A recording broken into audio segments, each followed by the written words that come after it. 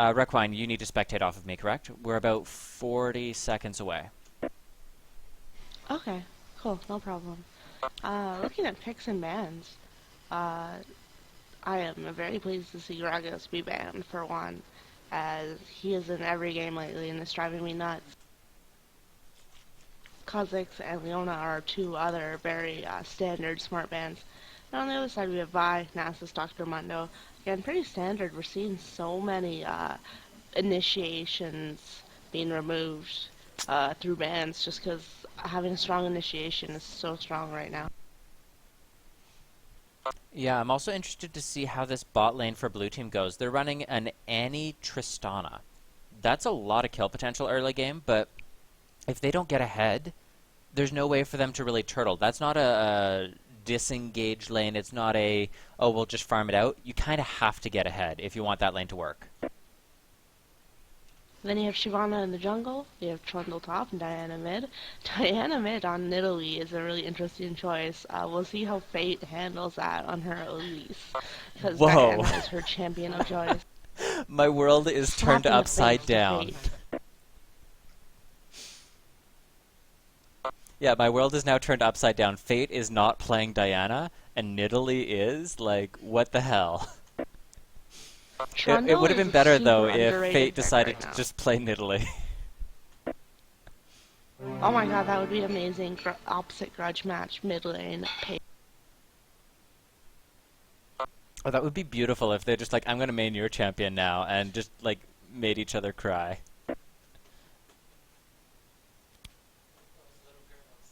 So Trundle top should be interesting. He's a really underrated pick. Looks like he'll be against Lee Sin. In the purple team jungle, they have Olaf, Elise mid, and Jinx Nami bot lane. Bot lane is going to be a kill fest in either direction. You have two.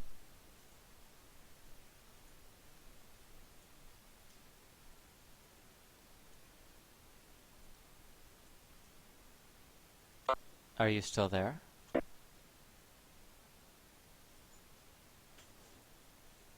Oh my god, I think we broke Requine. Test. I can hear you now, yeah. Oh, I think I probably just slipped my finger off the push to talk key because it's my middle mouse button. Okay, that makes more sense. I was like, you were middle of the sentence and then just died. I was like, oh god, someone send help, please. I was kidnapped. Kidnapped by ninjas, replaced with a cyborg replicant, actually. As long as you shoutcast, that's what matters. Shoutcast and draw beautiful art, I'm sure. So, bot lane should be a bloodbath. We have Nami and Jinx versus Annie and Tristana. That's two really aggressive lanes with ADCs who are going to be thirsty for kills. We'll see how that shakes out. Agreed. Also, thank you to our most recent follower, Press Prey. I appreciate the support. Oh wait, there's also... I got a message, never mind.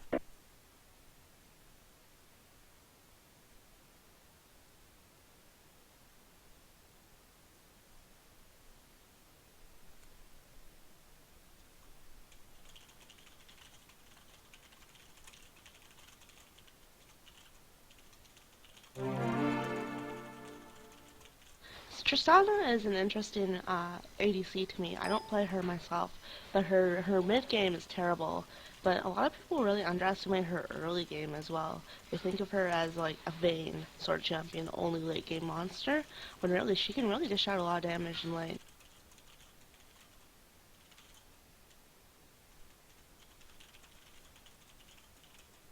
Yeah, right now Tristana is only really good as a turret pusher.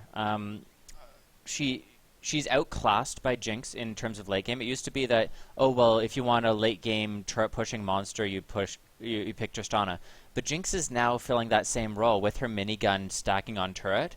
I believe it's 120%. Yeah, I think 120% attack speed buff by stacking your minigun, and it works on turrets. So it used to be you'd pick Tristana because she had crazy range and a 90% attack speed buff, which was just absolutely insane for killing turrets. So she's kind of lost her main role. And as you said, her mid game is kind of lackluster. You need to either land really early engages or you need to wait until you have like 4 items. So I'm interested to see how it goes. I know Evelyn essentially is how it's pronounced, or Evelyn. I I should stop apologizing and just say E. His name is E. He pretty much only plays Tristana, so I'm interested to see if he's improved his positioning. My complaints with him before were he would do pretty well, he would set up some good plays, and then he would kind of just stand still and auto attack late game. And so of course assassins would get to him and he would die.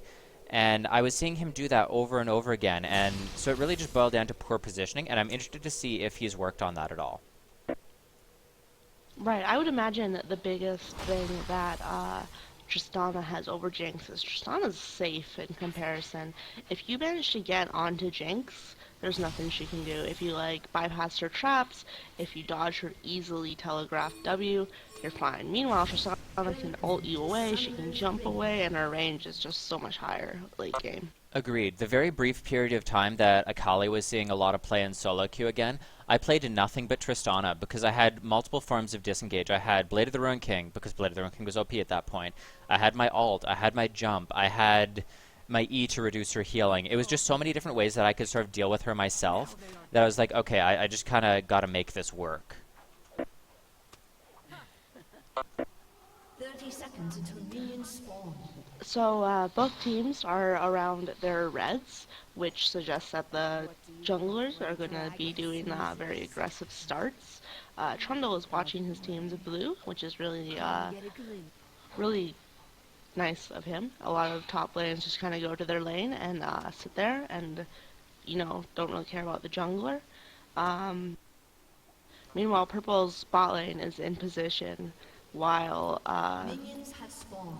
Blue's bot lane is leashing for Shyvana. So we'll see how if that jungle guarding puts them behind in XP. It doesn't look like there's an invasion though, so that should be good for both teams. Yeah, invades are pretty much not a thing anymore. When you're invading, you're not even going for buff steal at these points in the game. You're pretty much trying to get them to blow a flash. And so invading is useful, but it's not quite the same as it was last season where invades pretty much determined the game. Right, you invade to like shut down a Mumu or a jungler who basically can't defend themselves, especially in solo queue where most teams will not help their jungler due to either lack of map awareness or some other factor. That was unfortunate. She tried to go in with the passive up on Diana. She like stutter auto attacked a minion and got taken down incredibly low. She's gonna live through this, but it's gonna be close, and that lane is pretty much over for her now. Until jungle pressure shows up or she hits level 6. Elise is an interesting mid lane choice. She was originally paired as mid when she was released. It wasn't until later that she found favor as a jungler.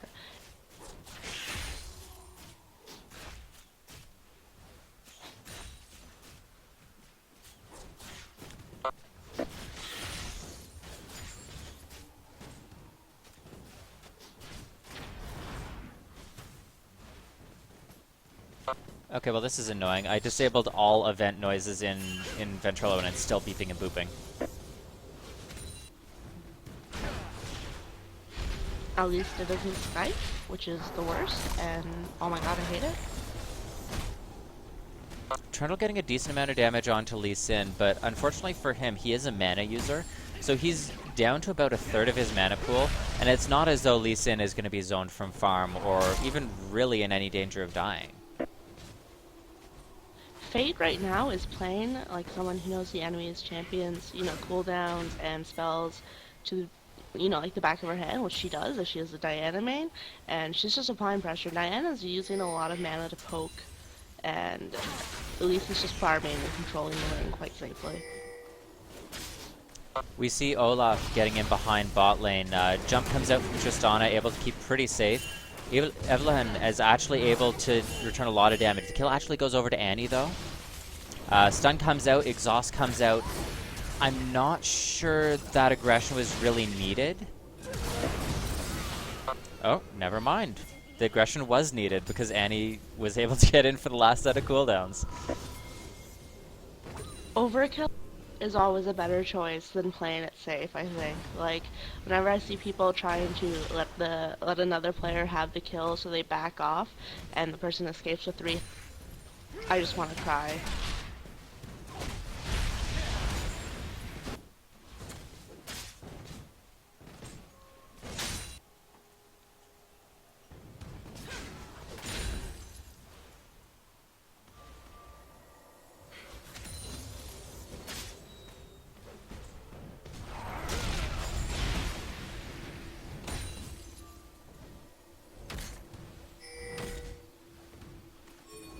Yeah, so there's some purple team pings going onto the Trundle, and I'm not sure what they expect to be able to do. Trundle is pretty much unkillable in lane. You don't. Unless you have a crazy advantage, you're not really going to be able to. So blue does have an early advantage over purple, but we're only 5 minutes in, so anything can happen at this stage in the game. So completely out of mana on we're Trundle seeing, now, trying to Olaf come 1v2. in. Lee Sin's low, and Trundle is able to just walk away.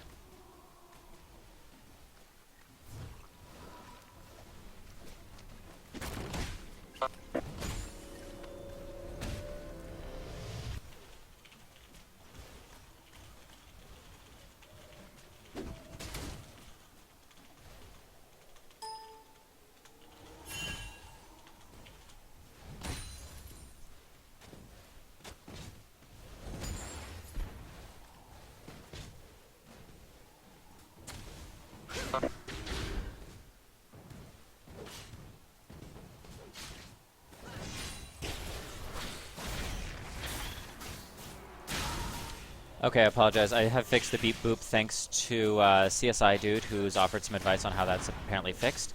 Thank you very much for that. I will get back to trying to showcast on this a little bit better.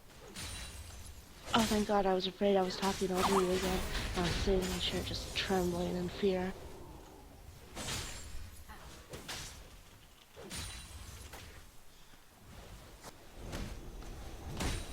Trundle is taken pretty low top lane. That being said, it just boils down to you're not going to be able to kick him out of lane. Oh, Lee Sin puns. Diana picks up a kill mid on Elise. At least they both threw everything except the kitchen sink at each other.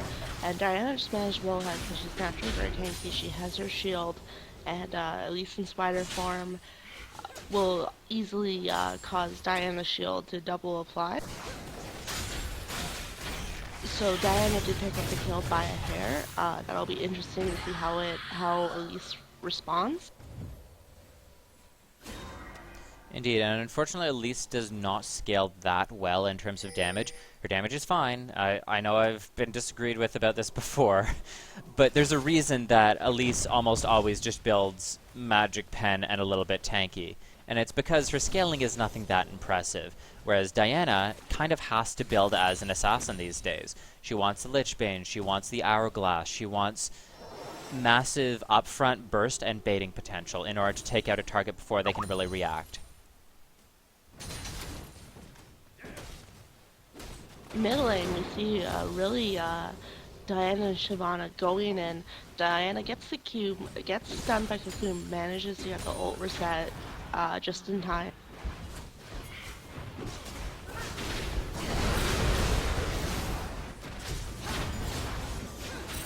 Elise's damage is percentage based on her Q, so she is relevant all game. She's not a champion who's ever sitting there with sitting on her hands with nothing to do. But yeah, there are mid lanes that outscale her significantly. So the problem with percentage health damage is that you're never going to be able to one-shot And since someone. she's such a slippery, safe champion, she managed to escape the Shyvana gank, even though when many other mid lanes would have just succumbed. Diana gets blue buff, so she'll be able to bully the spider around a little more easily. And the problem I have with the percentage health damage mid lane is that you're never going to be able to 100 to 0 your opponent, really. Oh, Elise and Diana go toe. Champions go down thanks to minions, but that was a close fight. Right now, I think both champions aren't really doing what's the smartest thing. Their Fate is furious that she lost her Diana, and she's like, "I'm gonna give you what for." Yeah, I want to point out top lane. There's a fight coming in with Trundle. Trundle turns around and does not do the actual fight and take down Lee Sin. That being said, though, he's almost 3 times the CS that Lee Sin has right now. So really good last hitting and just controlling the wave here on Trundle. Trundle is one of those champions who, like, at 30 minutes, a Trundle comes into a team fight, and you're like, oh my gosh, the enemy team has a Trundle, and then he picks up a triple kill, because he's so safe in lane. He has such a strong, but underrated kit. He's just really undervalued right now in the current meta, I believe. Olaf coming out on bottom lane. Sorry, not Olaf. Mundo and Trundle are both being seen non-stop in LCS right now. That's why Trundle is starting to siphon through down to actual normal levels of play. It's because he's being played constantly in LCS. That's super exciting. There's so much champion variety in LCS recently. Like, I don't think there's been this many out-of-the-box picks. Shyvana There was also an Urgot pick. Urgot pick, there was a Mordekaiser pick, there was Teemo mid pick. Fate goes down to the turret, unfortunately. Olaf was able to escape that initial kill because he used his ult, so wasn't able to be stunned by Annie. This would be a perfect opportunity for them to take Dragon. The enemy mid is dead, the enemy jungle is low, has no ult, and has no ghost, and you have 4 members of your team that could easily show up and just take away that Dragon. Right, taking an early Dragon is so essential to snowballing these days, especially because Dragon respawns every 6 minutes, while towers, once you take a tower, it's gone. Also, the changes to tower gold distribution means that going for Dragon whenever you have an opportunity is a great way to snowball.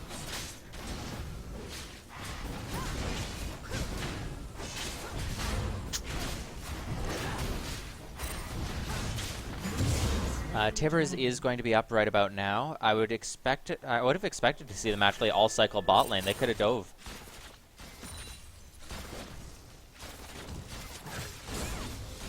Shyvana does not want that though. Between a Shyvana ult and an Annie ult stun combo, they should be able to dive relatively safely.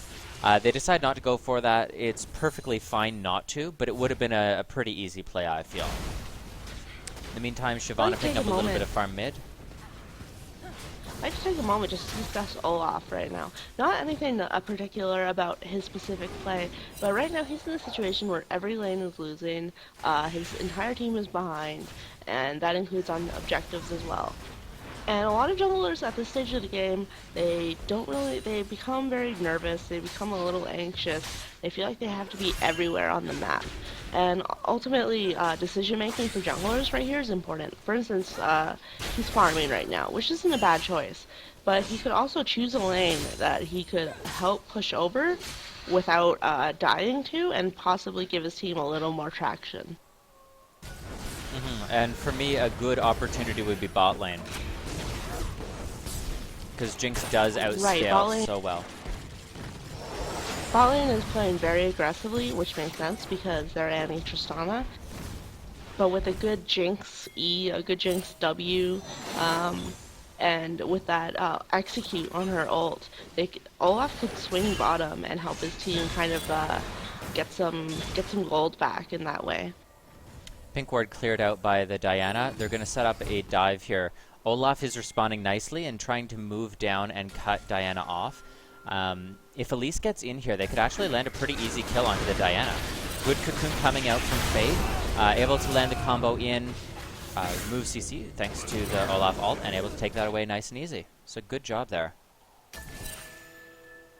Just a moment to commend Diana. She did die. She was cut out of position, but she didn't blow any summoners. She knew she was dead, and she kind of juked around and tried to buy her team as much time as possible, but she didn't panic or really give purple team more of an advantage than she needed to.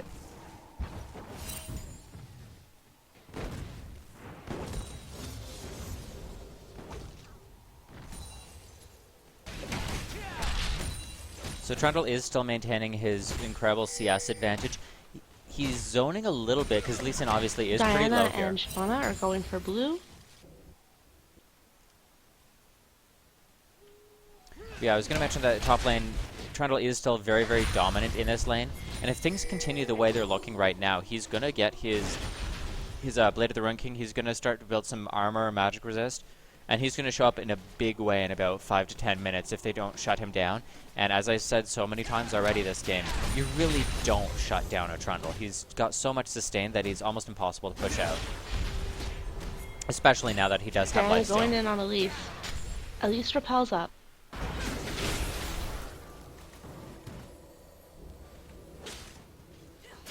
Oops, client just crashed right in the middle of that very exciting engage. Okay, so Shyvana actually wastes ult up top, tries to go in on the Lee Sin under tower when there's no minions in range. She doesn't really take that much damage in return, but it is a waste of her ult. And all they're really going to get to do now is they're just going to push in this turret a little bit, maybe get a little damage on it. But it's not as though they're going to be able to do too much to the Lee Sin. He's just going to go back to base. Olaf pinging the blue buff. Meanwhile, blue is pushing in bot. Jinx lands a W and is putting some harass on Annie, but right now both blue lane bottom champs are just shoving the tower. It's almost down. They're willing to maybe risk a little bit of health for that gold. Nami is low on mana, so even if she manages to get a bubble, she may not be able to follow up with, say, an ult. Jinx is throwing down W's, trying to keep them off of her tower, but it may not be enough. Meanwhile, Trundle and Shyvana take a tower up on top. Trundle just keeps farming, keeps increasing his gold advantage. Yeah, the last trade I saw bot lane, the Tristana actually, he E'd in the trade, but it went onto a minion. So I'm not sure if he's using Smart Cast or if he misclicked or what. But misclicking is very, very bad as an AD carry. You want to be very careful with how you're aiming your skills and how you're setting things up. Not to say that, oh, he missed an E, terrible, terrible. But it is something to keep in mind. There's a reason I play Osu pretty much every time I start a stream, and it's just to keep my action per minute, keep my mouse precision up, and try and avoid giving away unnecessary advantages. They do take away the bot lane turret and are going to be able to push this in a little bit. Well, purple team unfortunately does have to go back to base. I'm interested to see what they rush on the Tristana. I would expect to see him go for a Bloodthirster, but in the past I have seen him build up Blade of the Ruin King on Tristana. No, he goes right to the Bloodthirster, so good choice. That's going to give him a very potent power spike. If they can land an Annie stun, if they can get Shyvana in range, if they can, hell, even if Diana decides to roam, that's going to be a lot of burst coming out from Trist. Just using the auto attack resets properly, landing a combo, and hopefully get ahead enough that the mid-game power dip that Tristana suffers won't really affect him that much. Dragon's about to spawn. Olaf goes down there just to check it, but doesn't really ward it. So I'm interested to see how they control that objective. Blue right now is just slowly pushing objectives. They're not making huge overwhelming plays, although they are pushing down mid lane right now. They're just slowly picking up a gold advantage over time and relentlessly going after objectives, going after kills one by one, without putting themselves in really unsafe situations. Right now they're shoving mid. If I were Jinx there, I probably would have activated Rocket Launcher and auto-attacked every chance I got. Lee Sin's trying to take away top lane. Shyvana and Trundle are going out to stop him. He gets the tower down to half health. He's losing minions, so he decides to back out. And here comes the dragon and troll. Excellent W out of the way, and followed up by a flash means he escapes. This would have been a good opportunity for purple team to take a dragon. As soon as they saw two people headed up top, you know their jungler and you know their top laner is not there for the fight. They should have been able to set up a really quick dragon because of that. Elise, Olaf, and Jinx, all very good at taking objectives. They have some decent attack speed steroids. They have some good auto-attack resets. They should have been able to take that. Olaf laying down some damage on Annie. Annie flashes over the wall. Tristana moves in. Nami has an excellent ult, and Olaf is just following them in. Fate comes in to dish out some damage as well, and Jinx just mops up. So purple team gets a lot of gold out of that. They're back in the game, and they're taking bot turret as well. So excellent teamwork from them there. Elise is going down to Diana. Nami comes around. Excellent support from her, making sure her mid lane gets out safe instead of focusing on taking the tower, because Jinx had that covered. Although they should really be retreating right now. They're kind of dancing around bot lane. They should still be taking They've dragon. gotten the objective. Right, It's but still a they shouldn't be just 4v2. dancing They around needed to Shyvana. rush it before Annie and Tristana are able to get back into lane. It looks like they are going to take that route, but they need to be careful of the Diana. If Diana is able to get in there, it could have been trouble for them, but obviously just not able to get in position quick enough for the Annie Tristana combo.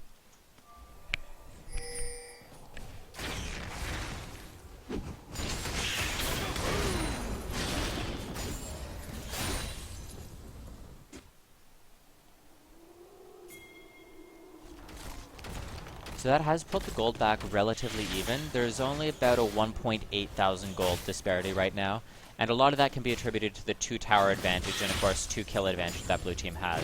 So they're not far enough behind that the game is in any way over, and dependent on how these AD carries do, both of them have some really good tower taking potential and team fight potential, assuming they're protected properly. Alright, if purple team can get another couple of smart engages like the one they just did on bot down, they will be back to being even. Although right now Lee Sin is trying to escape from Trundle. Trundle puts the Blade of the Ruined King active down. Shyvana's coming up behind him. Lee Sin uses his kick, but that won't be enough to stop Shyvana, who uses Dragon's Descent to pick up the kill. Oh wait, no. Lee Sin W's out. Oh, he gets a kill. He made a really valiant effort there, but Shyvana just is so fast and so fat that it's really difficult to stop her when you don't have any hard CC. All bodies are beautiful, Requine. No fat shaming. But yeah, I think the original kill would have been picked up, but Shyvana either did not have W quite off cooldown or didn't use it immediately when she jumped. So that extra couple ticks of that dot didn't go off. She was able to pick it up once she activated it, but she could have maybe got a little bit more cleanly.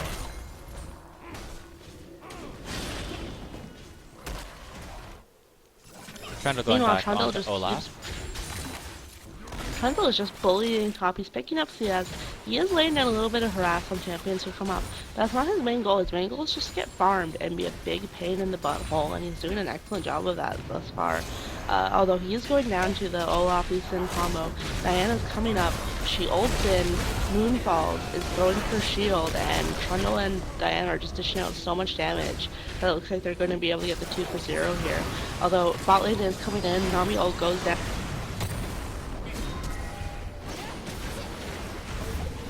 Perfect bubble. Nami had a bit of a rough time in lane, but I'm very impressed with her team fight right now. She knows when to ult, she knows when to bubble. She always goes on the targets who really need her help.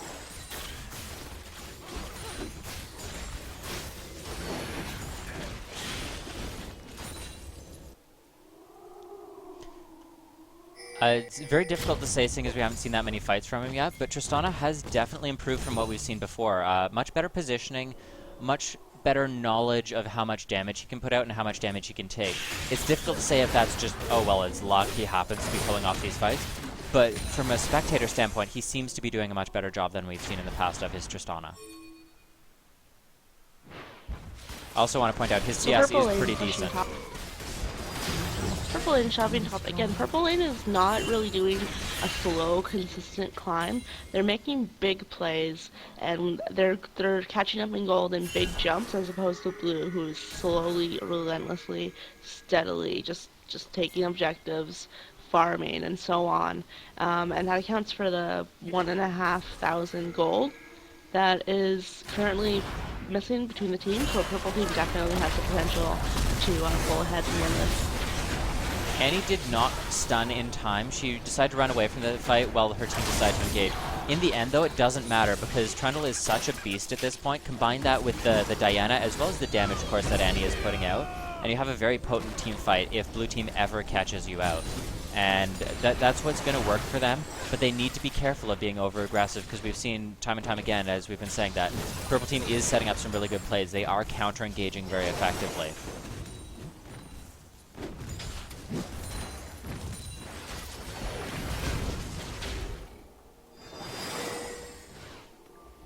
Shyvana, in the meantime, is split pushing out top bottom. Diana is getting some really good harass out. She's hitting her Qs. And Nami is managing to sustain her team back up, but there's just so much damage. Nami, excellent ult. Tristana manages to flash out of the fight, Diana is just running around mopping people up. Really good escape there by Tristana, pumping out the maximum DPS he could, and then as soon as he was in a dangerous position, just barrier flashing out. I might have suggested a little bit of orb walking between those combos, just to maybe take a little bit less damage in the run of that fight, but either way, really good job. They are able to pick up Jinx as a result. They're a little low, don't want to risk doing Dragon though. As Purple Team, I would be saying, okay, we know they're low, we know they're going back. That therefore means it's a free objective for us if we want it. Oh, Lee Sin accidentally takes the blue buff. Their and stops to type sorry in the bush. We're seeing blue have this like really methodical approach to objectives. Shyvana split pushes bot, and blue team kind of dances around middle, picks up a couple of kills. They back off, they don't get greedy, and they know that Dragon's up in about a minute. So, you know, they send a couple people to ward it and check it out.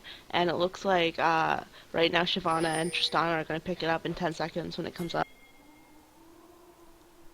In the meantime, Diana is getting her blue buff, and she's going to have that up for when they do their next team fight here. Which, again, as you said, we would expect to see at blue, not blue team, at Dragon as blue team tries to take it.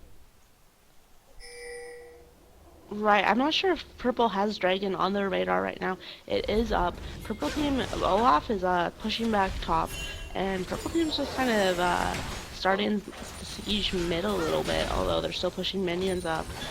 While Tristana, Annie, and Shyvana just comfortably pick up Dragon.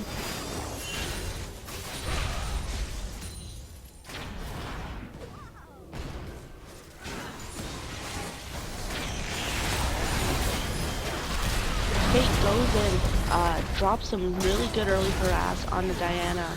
It goes down after the repel. She can't survive in the middle of 4 of them, even with Lisa's innate escapes and just slipperiness. And blue team pushes that advantage. They just keep pushing up mid lane. Annie isn't with them, but she's quickly catching up. It looks like blue is rotating top. They're not going to push for the kills.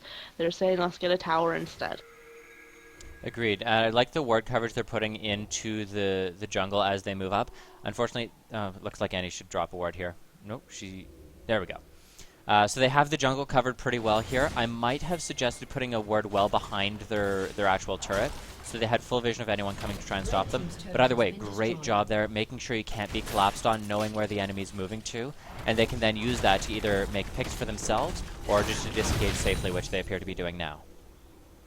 I'm really enjoying blue team's approach to warding, where, you know, they have their trinkets, they have some wards on them, and what they're doing is they're using wards to cover where they are on the map right now. They're not just dropping a ward on for instance, purple teams of blue in case they happen to be there. Instead, they're going, we're pushing top, so we're going to ward top jungle and prevent being collapsed on. So they're doing a really preventative ward. They're being very mobile, and they're not just covering the map in wards for the sake of it. They're really being smart. I miss being able to cover the map in wards. Good fight coming out here. A good disengage from Purple Team. They're going to get on to Diana, do a lot of damage. She is going to be able to pop into Hourglass. Ult comes out from Jinx, not able to pick up anyone. But at this point, Blue Team is far too low to really hold this turret. Olaf is deciding to dive though, so he's going to take a lot of damage in return. Turret is going to go over to Purple Team if they want it, and at this point, I would suggest that they just disengage. They got their objective, and now just back out.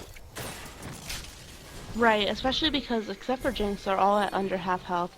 Shyvana ult in the middle of them. Purple Team does not know that Dragon is gone, so they're going for it right now, only to be surprised with an empty pit. Oh, Lunchbag letdown. They wanted a dragon, and all they got was this crappy ward. So sad. So sad. But yeah, I totally miss the days where you could just carpet the map in wards, especially when you're playing like Janna, whose kit doesn't really need that many items to be effective. So you would get, you know, a couple core items and then just wards everywhere. I mained Nami last season. It was beautiful. At one point, I believe I had 13 pink wards in my inventory. Plus a sight stone, of course, because you can't forget a sight stone.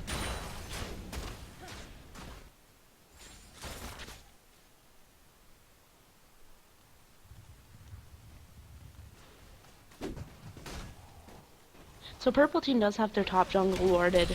Tristana is kind of separated from her team, but Purple Team isn't really in a place. And he splashes in with Tibbers. Purple Team had their jungle warded, but they weren't in a place to take advantage of any stray blue teams roaming around. Interesting choice from Olaf to pop his ult when they weren't really re-engaging for a teamfight, and it's not as though he was being locked down with massive amounts of CC. The any stun was very nice engage, but her team just wasn't in a position to follow up on it. So I would suggest a little bit of better map awareness to know where your team is and what they can potentially do, as well as better communication. Great ult coming out from Nami. Lands it on to the Tristana, who barely escapes the Lee Sin. Trundle at this point, we're seeing the true effect that the troll can have on a team fight, where he just is an unstoppable wall of troll meat. Right, their front line is just troll and dragon storming forward. Tristana is hovering around at the back of the fight. She's not always in auto attack range, but she doesn't need to be because Trundle and Shyvana are just laying down so much pain. And when Tristana wants to be in range, she just scuttles forward, drops so much pain on the enemy team, and then gets back out to a relatively safe position.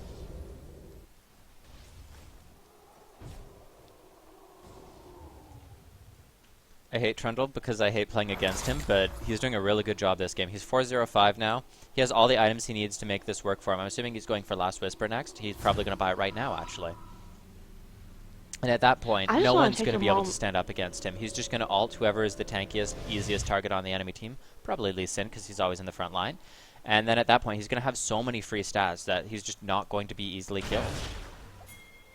I just want to take a moment to say this Nami is doing her job excellently. Like, every ult she lands has been really solid in the teamfight phase, so good job to Solus Pizza for that. I agree, yes. So they actually ended up going for Tiamat on Trundle instead. That's going to be a lot of burst damage, especially when you consider the bite and it being an auto attack reset. I'm interested to see if he then opts for a Last Whisper still, or if he just decides to go full tank. Usually you do want a Last Whisper in there to make sure your damage remains relevant, but the Tiamat, if he's going to go for just a split push dueling build, is a pretty good choice. Right, Tiamat, when fully upgraded to a Ravenous Hydra, has actually more stacks than a Bloodthirster when you are, if the Bloodthirster is not max. Granted, Trundle could totally is safe. He's 405 at 31 minutes. But just having those safe stats, excellent Nami ult going down.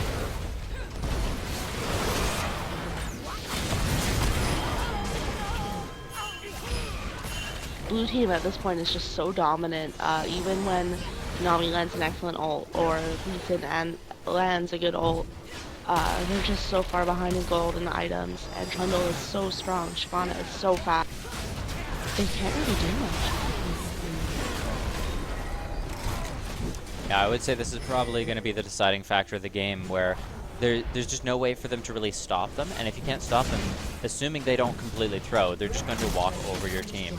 At this point, they can take in-hit, there's no risk for them. They can take Dragon, there's no risk for them. Hell, they can take Baron.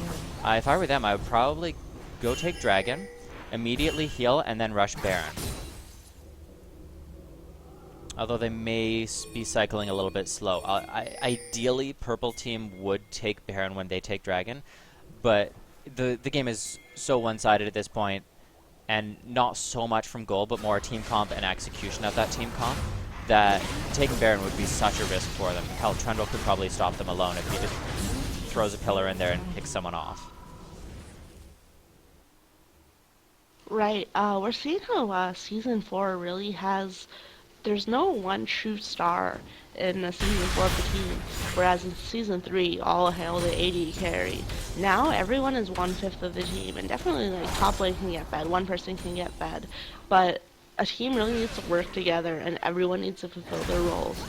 We're no longer in the stage of the meta where you have to protect the ADC, and after 40 minutes, your ADC will win the game for you.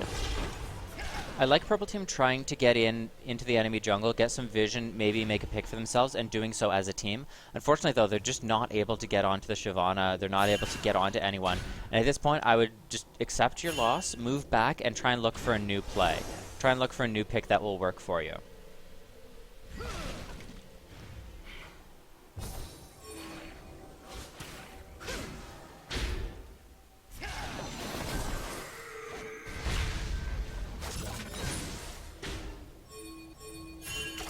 Shyvana is not quite here yet, so on Blue's side, I'd be a little bit careful about an engage, but Trundle is so good at jungle fights, just blocking people off with his pillar, that even in a 4v5, I think they would win.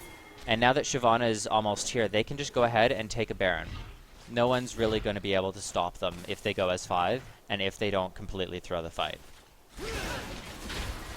You know, it's interesting that Trundle, even when he's seen tournament dominance, is not much of a solo queue hero.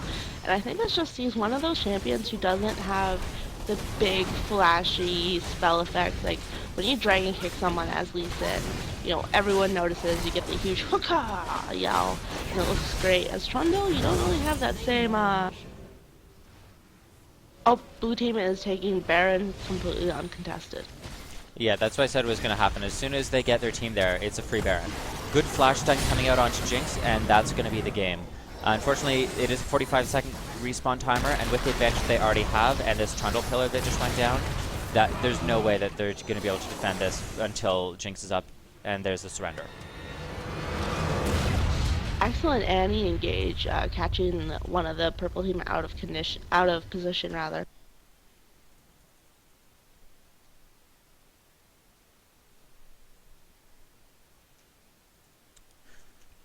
Okay, so that's game. I'm going to go over quick item builds here. Shyvana has gone for Randuin's, Ninja Tabi, Ancient Golem.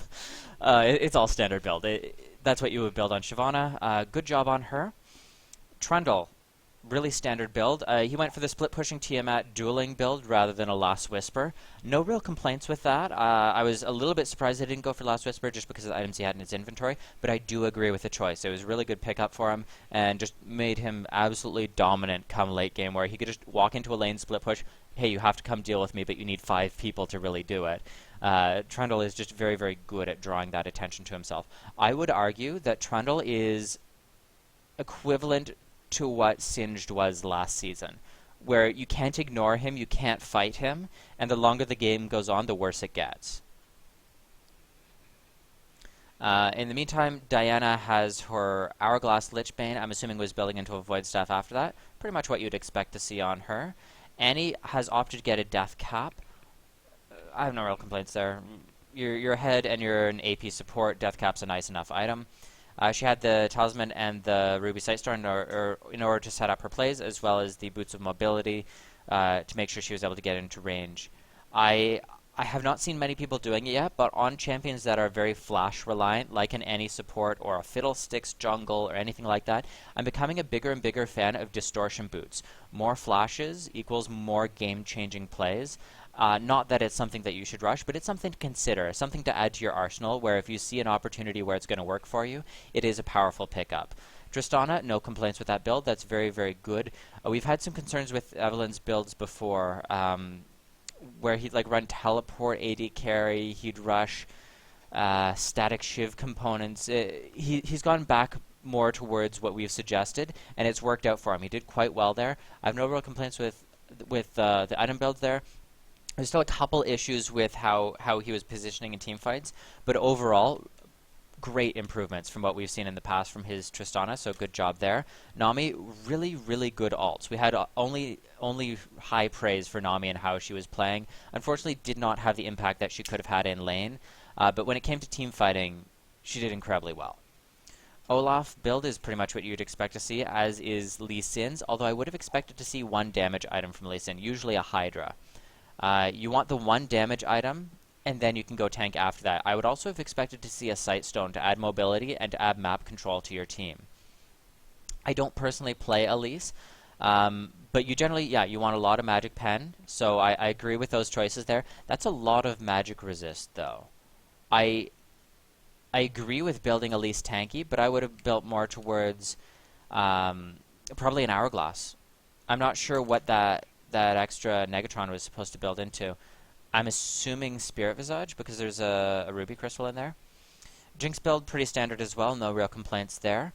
Overall, really good job, everyone. I would like to give a special thank you to Nami, not a thank you, sorry, a special shout out to Nami for her really, really good play, and again to Trundle with dominant laning and just becoming such a bully in the game that you just drew so much attention to your lane. So really, really good job. I'd argue that those are probably MVPs of their respective teams. Rekwan, do you have any comments about builds? Any other comments about like how people were playing, anything like that? I just wanted to agree with your calls for MVP. Nami did an excellent job, and I just wanted to say to Purple Team, a lot of them were really behind, and going on tilt is a really real phenomenon. So for instance, Nami for Olaf to keep playing consistently throughout the game is a really big step that will really help you in solo queue, regardless of how you do in workshop games.